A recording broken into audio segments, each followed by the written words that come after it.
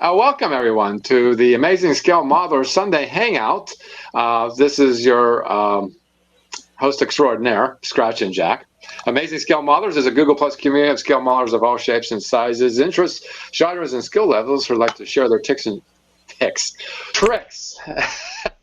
tips and tricks with one another, and to learn more about their scale modeling, actually learn more about their craft and celebrate one another's scale modeling achievements. Amazing Scale Modeler is perhaps the fastest and growing and perhaps the largest existing scale modeling community. You wouldn't think so with the scarcity of people. Currently, we have 1,907 members. That is up by 8 since yesterday at the Across the Pond time. Well, that's good. It is. Today we have joining us, how you doing, James? I'm doing fine there, Jack. Yeah, I've been slowly whittling away at this back hull for the upper hull for the Falcon. Mm-hmm. I've got the inserts in, Mm-hmm. and starting to work. That's the underside? That's the top. Oh, that's the top.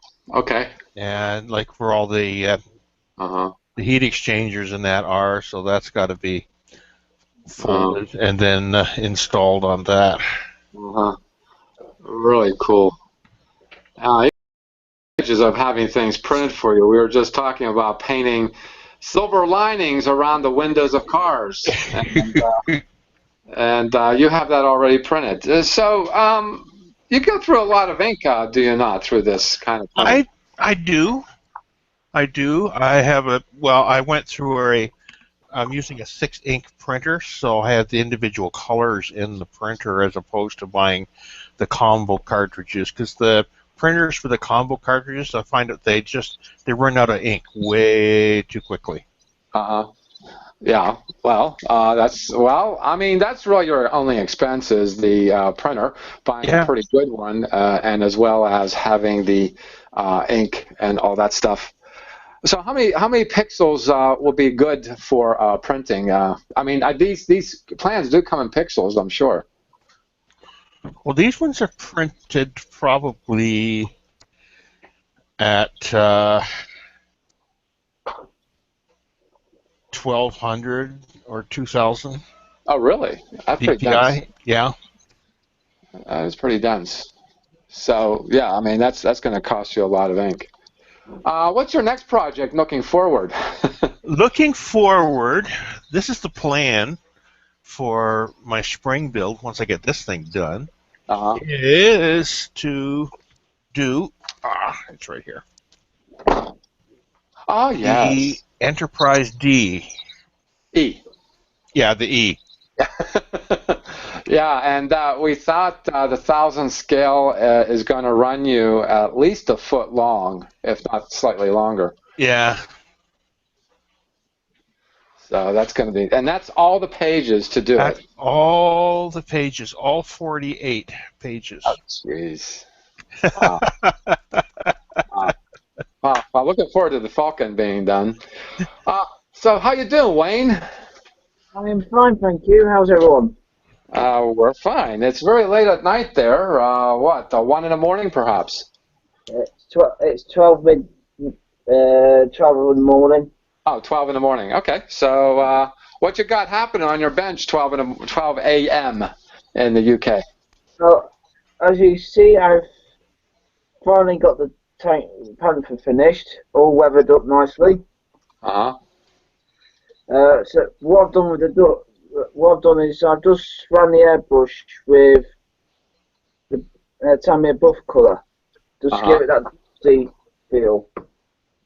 So now that's practically done now. I'll just wait for some accessories to come, like toolboxes and ammo boxes for it. So that's 99% done now. So the next, what I'm working on is the Rust torpedo boat. Torpedo boat even. Yeah. Okay. Yeah. Okay. From which navy? Which navy is that? Royal Navy. Okay, the Royal. Okay. Yeah, it looks like a rebox of old Airfix kit. but it's not exactly large. There is some flash on some of the smaller antenna and some of the guns on it, but that's easy to overcome. Cool beans. Anybody watching right now, just give me a holler at Scratch and Jack. Send me a message. Invite you in and talk scale modelers to scale models. If you are shy or can't speak, you can always type in a question. I do have the question box open. And for me, I have here the General Lee, the Charger, is it 1970, 1971 Charger? Yeah, I think it's, I'm not really sure. I'm not really sure either. Well, anyway, I'm building the General Lee, and I got the front windshield in, and I am delicately, okay, focus. It doesn't want to focus. I am, do the silver linings around the windows there. I feel as though I just got done. I just got to put I put the front windshield in and started painting that rim around the. It's not fun doing, so it's important to do it first before putting the glass in. And this has been one hell of a paint job. I have had so many problems getting paint, like black paint, in the weirdest places on the body, on mostly the hood. So I don't know. I've just been painting over with a brush instead of pulling out the airbrush and squirting it with the airbrush. But I haven't really got much done. And I think yesterday I was making mention that I didn't have beige, so I used Caucasian flesh tone for beige for the interior. As it turns out that the interior is beige. I thought it would be black or gray, but I was wrong. And there's the roll bars on it. And the under the chassis, and I got the engine put in. It's looking good. I don't know. There we go. We're getting some focus all of a sudden. Yeah, now all of a sudden it's focused in. Yeah. Yeah, there it goes. And and I had also done. It's so interesting when you're scale modeling. You don't go in a progression from start to finish. You kind of do sub-assemblies. So this is all the sub-assemblies I have, and I got the tires done. And let's see if I can get this focused. I have black inside. Yeah. Because when it comes in the kit, it's just so shiny. Yeah, it's way too shiny. Yeah. Down in the recesses is black primer. Okay. That doesn't want to focus anymore. And I tried doing that with the front. With the grill? With the grill. There we go. That looks not bad. Yeah, so got that done. I was hoping to get this done this weekend, but real life got in the way. That happens to all of us. Right. I bought a tool chest, like a chest of drawers, metal cabinet for my tools, because I have my power tools on the floor. I have toolboxes, but they're all sitting on the floor. Long and short of it, I have a nice little chest I can put my tools in. I'm really looking for. It beat me so bad. Getting it down in the basement, getting the wheels on, it got me so tired. I could feel my leg muscles. Yeah. And what does this have to do with scale modeling? Absolutely nothing. How you doing, Bob?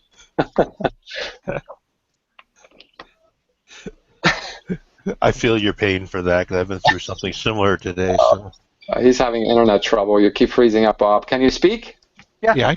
Oh, okay. What you got going on, mister? Didn't want to step on your conversation. That's okay. How you doing, Bob? Just fine. I just walked in the door. Just came in from out of town. Cool. What'd you do out of town? I was at a train show all weekend. Oh, really? Nice. Yeah, scale model trains. Yeah. Yes. Cool. Look at what you got there. This is my Stearman. Stearman. Uh-huh. Oh, that's nice. Did you post pictures of it? Yes, I did. Okay, just keep talking and I'll find it. And then I'm working on my Volker DR1. Yes. Got it in primer. Oh. Here's the engine for it. Probably won't show up real well on here. Mhm. But I've got lots of pictures on the tape. the line, yeah. Yeah, my computer's Hurry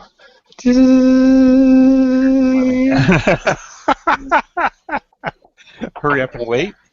hurry up and wait, but I can share I can share it. the Volker. Here, Oh, there you go. There you go. Okay. Oh, nice. Oh, that is so pretty. That's the Revell kit. Hmm. Yeah, and the propellers back then were made of wood. Right. Well, actually, this one's actually plastic with decals on it. Of course. But the other one, the one on the DR1, is actually painted. Uh-huh. Very cool. This is a very inexpensive kit. It's like, you can pick it up for like $12 at Hobby Lobby with the coupon. I was reading somewhere that biplanes and triplanes were the way they were to add more wingspan area onto the plane. And the reason being is they were, with that amount of wingspan, they were more like gliders than the modern airplanes because they went very slow. They didn't go very fast. Right, you needed more lift, more area. They needed more area for more lift, yeah. And I don't know, they just looked like a lot of fun. But they had a very critical purpose for them. Oh, look at a cat cockpit there. Very nice. Can you zoom in on that? Oh, yeah. Oh, yeah, cool. Nice. Oh, wow. Good job. Rudder pedals down in there, the stick. Yeah. Uh-huh. There's full controls on that kit. Uh-huh. There's the Now, that was a training plane, was it not? Trainer, yeah. Yeah. All dusty there, so you got to forgive the dust everywhere. But No, it looks authentic. It's really nice. and then I used the for the rigging. Actually, used guitar string. Oh, okay. So actually wire. Yeah, guitar string. That would work really well. It has some rigidity to it. Musical wire. Yep. Wow. Very cool. That's that one. Mm-hmm. Well, I have the picture of the progress of your Faulkner. Faulkner, is it? Volker. Volker. Volker. Here it is. On your keyboard. May I add, you do a lot of modeling on your keyboard. Yeah, well, it's a handy spot for taking pictures. Yeah, that's where all the light is. Uh-huh. Oh, look at that. All the other wings to increase its wingspan. Yeah, well, the Volker DR1 was actually designed to be for high maneuverability. It was actually designed way off balance. It was way nose heavy and very short fuselage to keep the center of gravity up, but it was designed for high aerobatics. So they made it to be more aerobatic that way. Right. Oh, isn't that interesting? Isn't that interesting? Like you said, if it's nose heavy, it sounds as though that would be a flaw. Oh, look at that. Yeah, but the flaw is actually... that's all paint there. That's paint? Cool. Very nice. Very, very nice. Very nice. So they were aware of the aerodynamics even back in those primitive days of airplanes. Well, it was still trial and error. We got to remember it was only about 10 years after Orville and Wilbur. Oh, yeah. Wow. 10 years after? You're talking 1916 was when or 1917, I guess, is when the DR1 came out. Uh-huh. So well, that's 10 years after Kitty Hawk. that is certainly a leap and bound. From my understanding, the Fokker was only used for a couple of years because the technology was evolving so rapidly. Right. That's wartime for you. Yeah. I don't know if this is true, but I read somewhere that a Focke-Wulf triplane was found with a British Bentley Swapworth Camel engine. Because the Bentley engines were slightly more powerful than the Fokkers were using. But I'm not sure if it's a true fact, but I just want to add that to the conversation. Uh-huh. I always thought that one of the neatest things about the Fokker DR1 engine was that on the I'll stick it on here so you can kind of make it work. The instead of having a crankshaft and pistons that moved, they were all fixed, and the actual cylinders turned. The whole engine turned around the crankshaft. The whole engine spun around the crankshaft. Yeah. So the crankshaft would have been stable, would be stationary. Fixed, yeah. Stationary. Fixed. Yeah. And the prop was actually bolted to the front of the engine, and the cylinders and all turned. Well, that would create a lot of kinetic energy spinning around like that. Yeah. Boy, I wonder how the fuel lines worked for the engines if they were flying around in a circle like that. Been routed in through the center. Right. Back here you can see the distribution. Everything routed out of the center hub. Okay. It would have been a two-stroke engine, so it had the fuel and oil would have been mixed in together. Sure. Sure. Must have been a job to keep it from leaking. Yeah. Well, again, it was the beginning of flight, so they were trying out a lot of different stuff. Certainly. Even I don't know what it is. All of a sudden, things come in like rashes, I guess. Here is Arlo, who's going to be doing this French biplane. No, that's British, Jack. Oh, is it British? I thought it was French. RAF. Yeah, from the box. Nice. Okay. Corrected. Well, I think you'll see a lot here coming up because we're in the 100-year anniversary of World War One. I've seen a load of World War One tanks as well coming out, being released as well. Yeah, so I'm doing this. The DR1 is part of a World War One buddy build on for YouTube modelers, another Google Plus site. So we're sharing. So. Cool. Cool. Yeah, it just seems like it was like you and there's somebody else doing them. There's like about 3 or 4 of you doing them. What's that? There's about 5 or 6 people doing this World War One build that I know of right now. A lot of them doing tanks, and I think Eric is doing a whole trench scene with the doughboys and stuff in the trench, which is really cool. Check out his stuff. So yeah, that's what I'm working on. Well, I also got one more. I'm still working on the shampoo bottle in space. Yesterday, Wayne, you went to what was the name of the model show you went to? It's the Lincoln IPMS local model group, which I'm now a member of. So I was there at the end with my tank display, and they said there was glad I came because it gave it a bit more difference. Because I got one guy was doing just on a table of cars, planes, tanks, the massive starships in the middle. You showed us the Battlestar Galactica was sitting right in the middle of the room. Huge thing. It was certainly not a kit. Here we go. Because you showed it live yesterday, I'm going to share it. Static.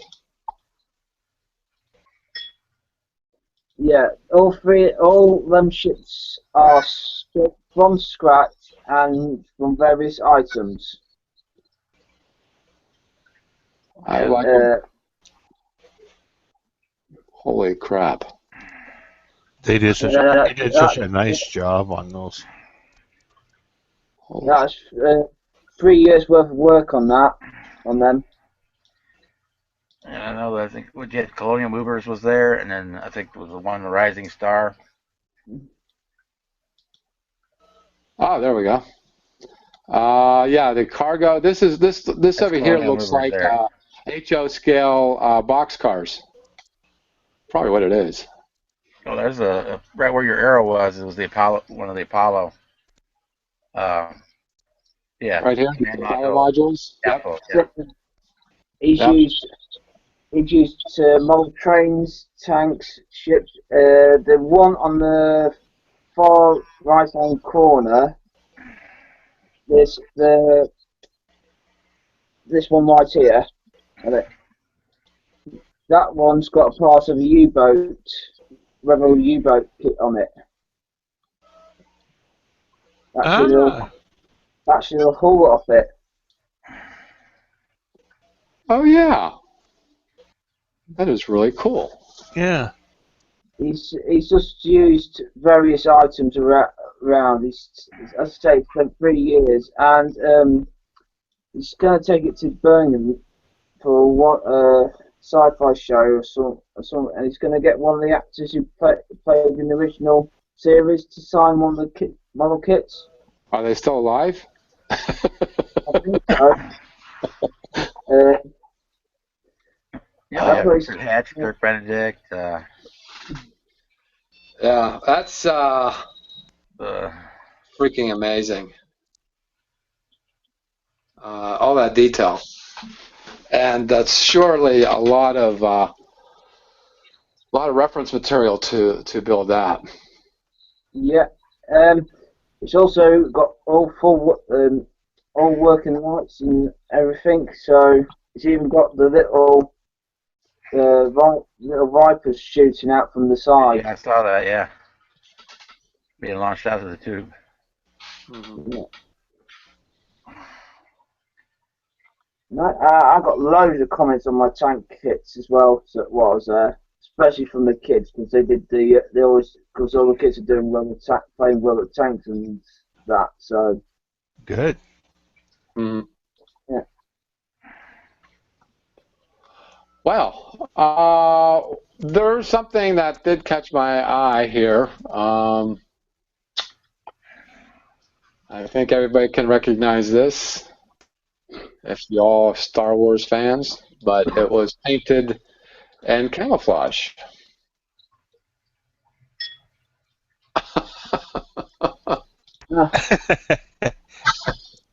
I think it's a little bit of a bashing going on there, too. Yeah. But this guy, Scale Modeler, I can't zoom in on that. Maybe I can. Oh, I can on this. Okay. Very cool rust. Very whimsical. Yeah. Is this the guy that had the batteries not included models up the other day? Uh-huh. Yeah, those were really good. Uh-huh. Yep. Yep. But that rust, that's going to be something for me to really learn how to do. I still want to do beater cars. That would be kind of a cool dilemma, doing a demolition derby.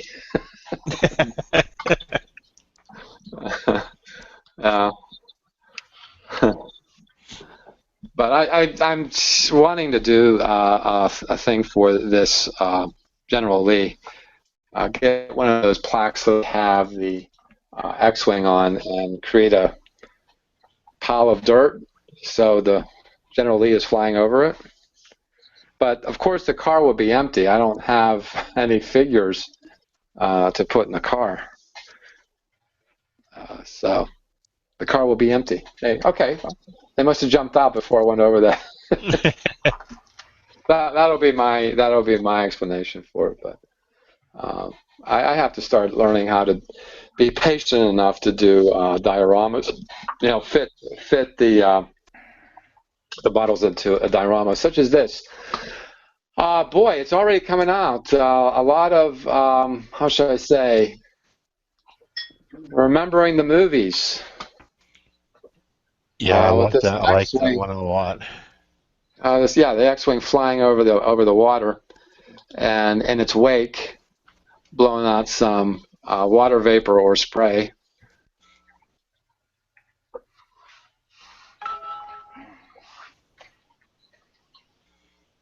Yep.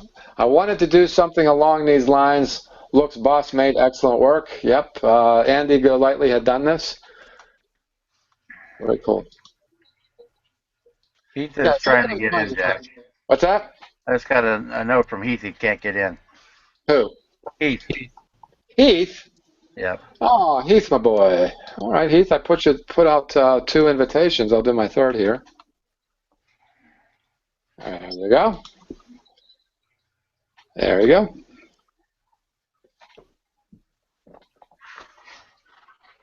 If I picked up one of those Friday.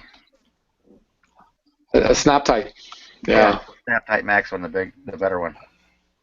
How big are they? What's the measurement on that?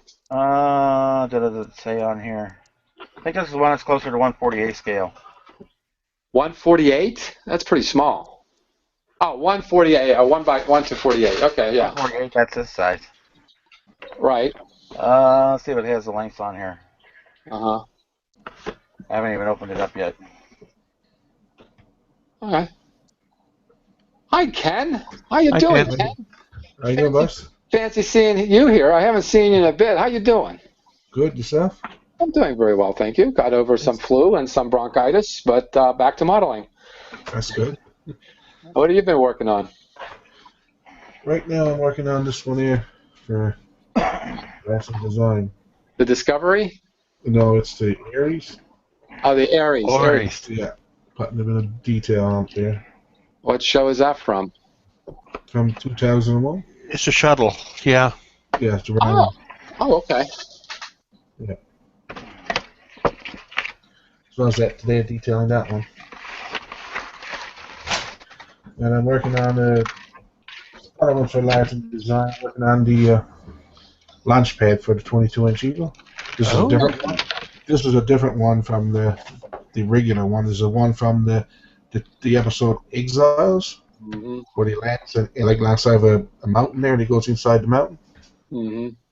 So this would be the center, and then we have to roll up 4 like these to go around on each end. How about the space station in 2001? Make a really big one, like maybe about 6 foot across.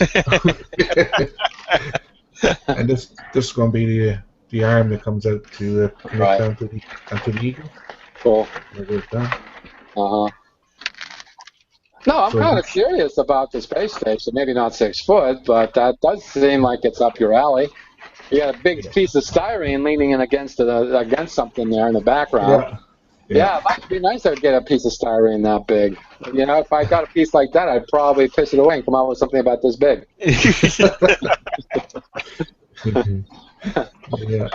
Well, I think I would have to do it I have done it. I mean, I'm trying to do it. I'm trying to build some sort of Star Trek model, do a bash build, and I used cardboard to figure things out. And it's from cereal box. Cereal boxes are the right kind of cardboard. In fact, now I'm using them as paint palettes because I got what I wanted figured out. But anyway, yeah, I mean, that's really cool. Is that for oh shoot, what is that called? I did look up the website where you have had the kits. You're selling the kits? You mean Larson Designs? Yeah. Larson Designs, yeah. I mean, is this for Larson Designs too? Yeah. Oh wow. And I also did some add-ons to the Eagle there for him. The grab arm and the refueling tank, I think it is, and the laser gun that goes on the Eagle. Oh, I made it for the 22-inch Eagle. So there'll be some add-ons to be coming up with later on. Nice. Nice. Did you watch earlier that I screen shared the original series Battlestar Galactica? Yeah, I seen that one. Yeah, Isn't that amazing? yeah, beautiful. Oh, yeah. Like about that. I was thinking about scratch building some more ships later on for my Battlestar later on. Make some of them. Some of the You mean fleet part stones. of the fleet? Yeah. Oh, uh-huh. Okay. Uh-huh. Cool. I'm just taking a look at the community and see what's up. And I come across this video comparing Star Trek to Star Wars, like spaceships, characters, villains, and stuff like that. Mm-hmm. Of course, I think the video maker was very biased. I didn't appreciate what they had done. Yeah, and let's see. There is this. Oh, no, I didn't do it right. Here we go. I thought I did it right. Cancel. Try it again. Definitely not going to be working for the TV networks as a control board person. There. BSG and Star Wars. Which is cooler? I think BSG is cooler. Because after watching that video, I got a dislike for Star Wars all of a sudden.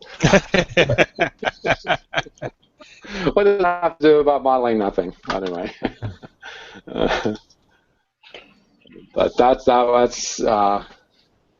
Lapiri is very good at those. So, this is something that came across my radar, and I wanted to. There was so much I wanted to share yesterday because lately there has been a lot of good posts on the community, and Mr. Javier Sanchez Del Rio has got his Marines chopper.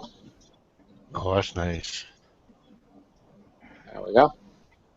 That is really cool. That's not the Apache, is it? No, it's a Cobra. That's Cobra. Okay, it's the Cobra. I thought so. The Apache seems fat and wide. It's actually, I think that's a Cobra 2. Oh, is it a Cobra too? Yeah, looks like it with the bigger engines, yeah. Uh-huh. And the updated gun platform, yeah, that's a 2. It's still a Cobra, but I'm really appreciating the weathering on this thing. Look at that.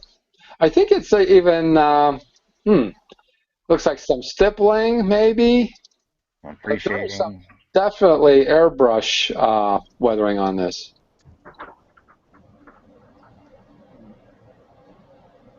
It's like some chalks work done on it. Yeah, it looks really nice. Yeah. Mm-hmm. Some oil staining, oil weathering, oil paint weathering. Uh-huh. Wow, this is cool stuff. Yeah. Now I just realized why the blades are, when somebody builds a model, why the blades are on one position. Because it fits on a shelf better this way. Oh, wow. I think this might be even oil paints, perhaps even oil on acrylic, because it looks like some beading is happening there. What do you think, Bob? An oil or a clay wash. Yeah. There's some pre-shading was done also. Maybe some chalk weathering. A little bit of everything. All right. I'm actually thinking this is a stencil. Well, he's got it laid down nice and tight anyway. Yeah, certainly, especially where the M is hitting this ridge here. I'm really thinking this might be stenciled. Print, copy, scan the decals, and you can actually print this stuff and cut out the stencils. Cut it out on the metal, yeah, or brisket material. Yeah, stick it on there and do an airbrush on it, because that's what it looks like. This is, like you said, James, it could be pinned down really well. Yeah. But maybe I'm seeing some telltale signs right here. Right in the middle of that M, it looks like there's a tiny bubble. I think it's a decal. Right here? Right where it goes out to the hatch seam. Looks like there's a bubble right there. Uh-huh. Oh, right dead That's my first center of final the pick, V yeah. part of the M. Yeah. Yeah. Oh, look in here. Decal. Use lots Down of farther, microphone bottom on it. edge of the door. Yeah, right at the very bottom of the door. Oh, uh-huh. But still, we're looking at it at 4 times actual size, and Yeah. Which shows You're up definitely- every little defect. Yeah. you know that's even beyond IPMS. That's why I say pictures never lie. You think you're done with something, and you take a high HD picture of it, and you find all kinds of stuff that you didn't do right. That happens all the time. You think, you take a picture of it, and just holy crap. I can't show that to anybody. Till we meet again. Very good. Very good. Yeah, that's definitely top-notch build. Yeah. Yeah, this is definitely decal here. I can tell now on this one. Get a little bit of silvering on the end of it there. Yeah. Yeah, but does not take away from this build. It is actually not. Yeah. phenomenal. It's very professional. And we're all a bunch of amateurs and we're working like professionals. Yeah, the difference between an amateur and a professional. One gets paid for it. There you go. This is 9 inches long with a 9-inch wingspan. 9-inch wingspan. And 9 inches long. Fuselage is 9 inches long. Yep. Not too bad. Make a nice little diorama. Wow. This one's 17. Hold that up. That's the max. Ooh. That's the 400 millimeter one, I think. 17 inches, ain't those? Yeah, that's the 400 millimeter one. Yeah, that's the big one. Big, yeah. Mm-hmm. You think we like Star Wars? Okay. All right, Wayne. I'm gonna have you speak some more, Wayne. I'm gonna screen share something. You're gonna have to explain yourself on this. Oh. There. There. There we go. Yeah. Right, there's 1/35th scale Panther G from Tamiya. I've used the AK Interactive's olive green and darker brown camo scheme, camo colours, and they are very nice and easy to come out the airbrush. Oh yeah. All right. Well, I have a question for you because I'm on a precipice of doing my patent. I see you got all the wheels and gears and all this already arranged. Yeah. Now, they show in the instructions on how to attach the tread from one end to the next. Is it you put the tread on first, or do you wait till you got all this done and then put it on? I wait till I get it's up to you personally, really. I just left the tracks off so I can just concentrate on getting the weathering and everything. Oh, okay. So it's up to individual's choice, really. Oh, okay. So you're gonna weather this first and then put the tread on. Well, yeah. Well, I've already posted some final pictures of it, really. So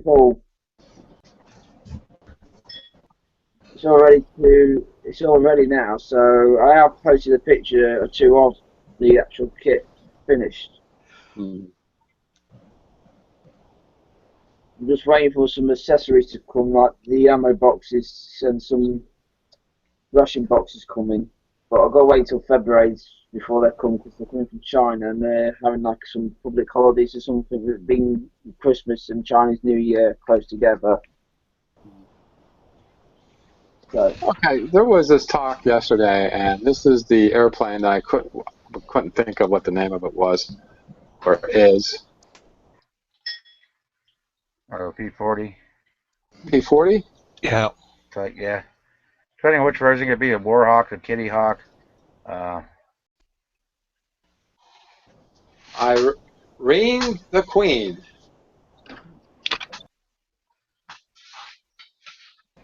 Like Peter looks like took it to the airplane wash. There was no real weathering, but there was definitely pitting on here. This is pitting again. This is not quite like weathering, but it certainly looks like it's been used.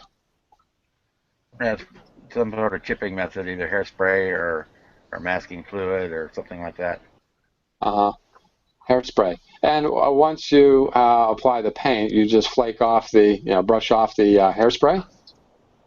The hairspray goes. You paint it there. You would have painted it silver, and put on the hairspray, and then you paint the green on, and you go back and you scrub it with a wet brush. Oh. And it peels the hairspray keeps the paint from sticking. Right. When you peel off everything you want, then you go through and you seal it with clear coat, and it locks everything down. So I guess what my question was, the hairspray does have some adhesive characteristic to it that you'd have to wash it off with water. Yeah, well, it's out. You dip your brush in water, and then scrub the paint, and it comes off. Cool. And when you get it the way you want it, then you finally seal it with clear coat. Right. Yeah. That's a really, really cool technique. He's got it here too. Mm-hmm. That has to be hairspray, but that's very controlled. It's not like everywhere. That's where you go with the brush, and you just scuff it off where you want it at. Right. If you dry brush, you don't get that pitted look like that. Very nice. Very nice. Thanks, Peter Null, for sharing that build. Very cool stuff. Oh, here's McLean 187. This got a lot of response. Again, dioramas do not have to be very large. This is a fine example of how small a diorama can be. Oh yeah, that's the one with this motorcycle in the mud. Yeah. Oh boy, being merciless with his zoom. Winter, some frost on there. Very cool. Very cool. This got, what, 25 thumbs up here? And, wow, I can almost feel the cold. Yeah. Almost cold. Yeah, the dioramas don't have to be too big, but I just don't have the patience to do it. Well, I got to try.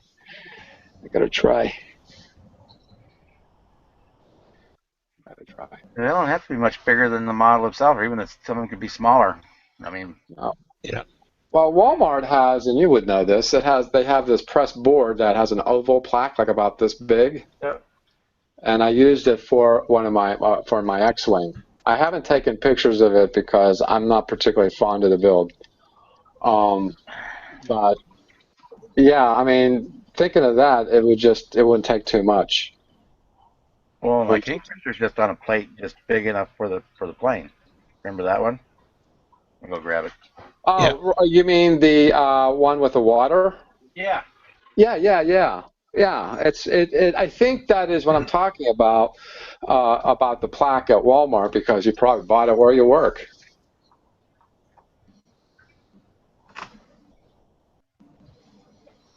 He likes Brett Hall. He likes hockey too.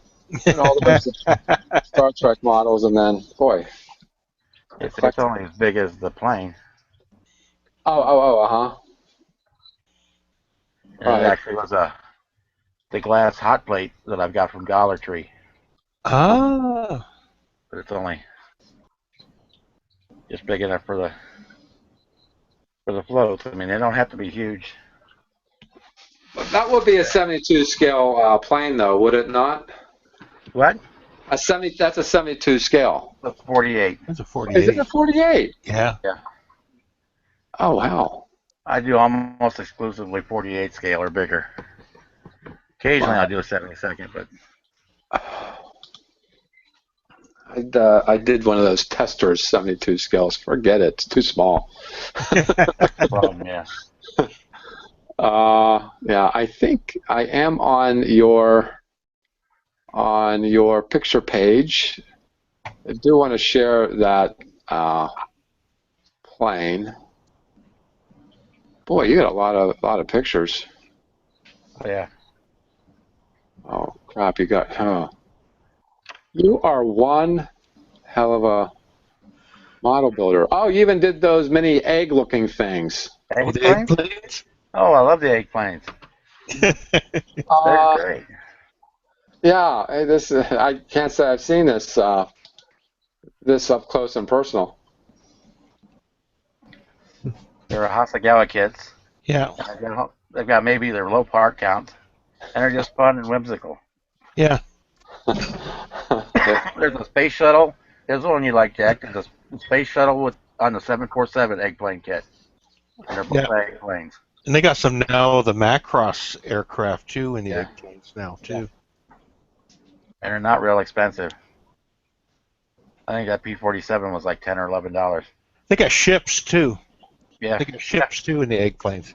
There's a whole subculture coming out on people that build them from scratch, build the eggplanes and things from scratch. But Hasagawa has a whole load of kits. Here is the Kingfisher, yeah. Kingfisher. Cotton, no doubt. Yeah, polyfill, yeah. And it's just that. It's not any bigger. Wow. And the best part about it was easy to mount because, I mean, the model is touching the water, meaning you got 2 points where you can mount the Yeah, model. being it was the glass, I just put clear 5-minute epoxy over the whole thing because that's the only thing that'll ever stick to glass. And I just glued everything to that. Uh-huh. Oh. Glass. Yep. It's a piece of Pyrex glass. Oh, Pyrex. I got it from Dollar Tree. Uh-huh. Pyrex glass plate. It's kind of cool, too, because it kind of lets the light come through give the water a little more clarity. Mm-hmm. So that I can actually, I try and get the flashlight, I can sparkle through the water. That works. I can actually light the water up. Uh-huh. My batteries are dead. My flashlight, so it's not working very well. Get the picture. Oh boy, since we're on here. Oh, 69 olds. You're an all-around. You do armor, you do science fiction, you do cars, you do planes. Yeah, you're. I can really appreciate your work because you just don't stick yourself in one of the genres. You go ahead and do a lot. I'll do just about whatever piques my interest at that day. Sure. And here's another example of, how would it interest me that one day? Displaying your cars on mirror. Yep.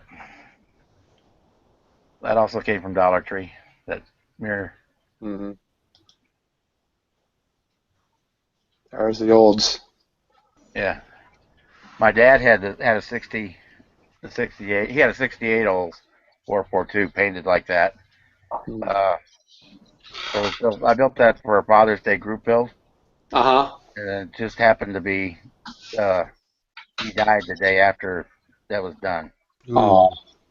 And the station wagon I did for the cancer awareness, and he had prostate cancer, so those are the prostate cancer colors on those. So and further, that is a picture frame, if y'all wondering. Yep. Just printed out on paper the pattern, and then put a little pre-made grass mat. Yep. Included in the corner. Mm-hmm. Yeah, it's just a 8.5 by 11 paper. Part of a tarmac printout, yeah. Yep. Yeah. And right behind it, you can see it looks like the sheet metal. That's the same thing. It's just Marsden matting for my 32 scale planes when I take pictures of them. I put them on that. Glad you pointed that out because I didn't notice that. Oh, there it is. Okay. That's actually World War II runway. It's just leaning up against the backdrop. Mm. Do a fine job of the. Oh, you even wired it. Look at that. Yep. Wires, heater hoses, that whole works.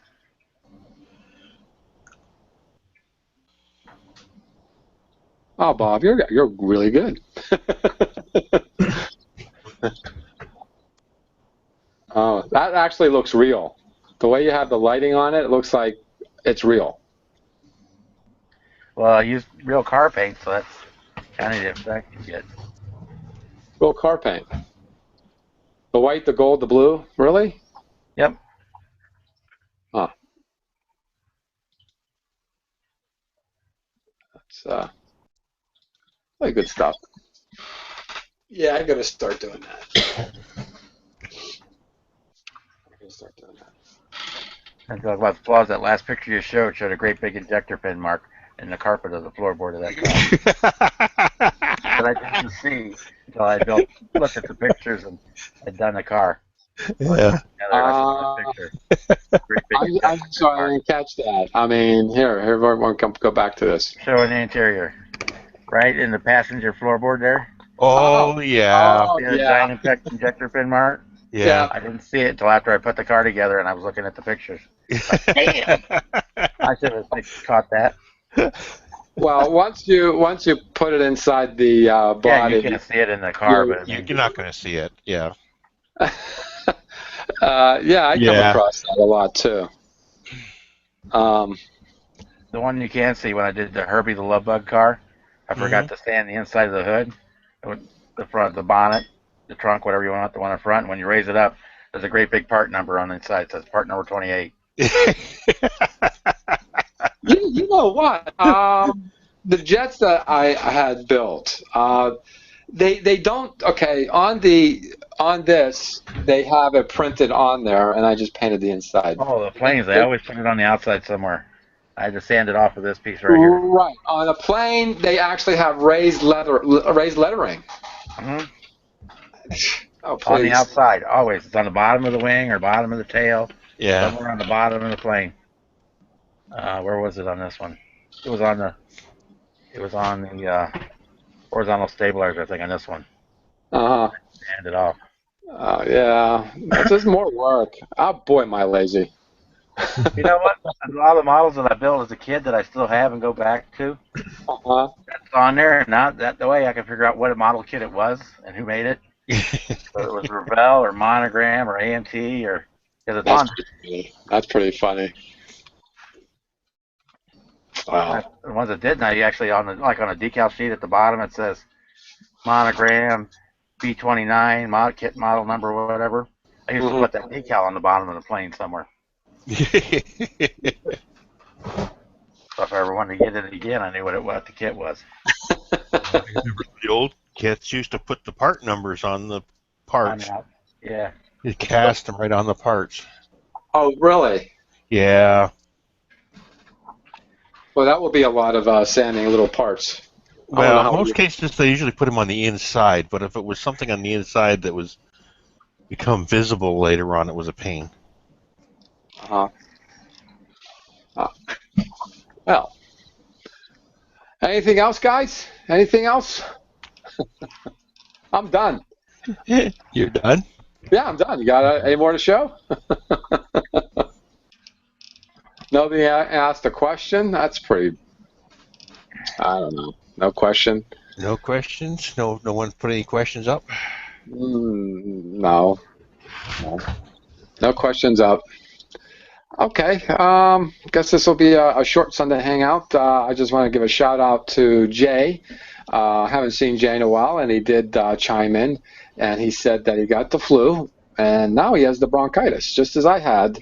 Bronchitis for me was I just took my last pill yesterday, so yeah, that's not fun. Breathing is not overrated. It's actually quite underrated. So yeah, thinking about you, Jay. I wish you were here to share some stuff. You've got a lot of anecdotes as well as a lot of good good advice as well as good modeling. And if this is your first time joining us for this Hangout, want to view our other Hangouts on Google+, go to my channel on YouTube, Scratch and Jack, and go ahead and like this if you do, and subscribe perhaps.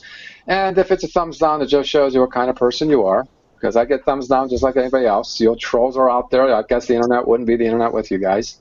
I guess you're as important as anything else, I suppose. Anyhow, I'd like to thank Bob. Thanks, Bob, for stretching out the hour. You're welcome. If you want to see Bob's models, just go to his Google Plus page. He's got a lot of pictures of his modeling. We only showed a little bit. Thanks, James. Oh, you're welcome. For showing up, and good night. Good night, James. Good night. And Ken, thanks for stopping by, too. I thought about you because I come across your post on a community, but you did not sign up for the Hangout. But thanks for showing up and sharing just a second. And Wayne, I'm beginning to understand your accent. It took a little bit of time, but it took me about maybe a month or two, actually maybe longer with Heath. Heath has a pretty thick accent, as far as I have a thick accent for you, I'm sure. But thanks for stopping by, Wayne, and this is your host for the amazing Scale Modelers Hangouts across the pond in 2 weeks, as well as the Sunday. Happy modeling, everyone. Good night. Good night.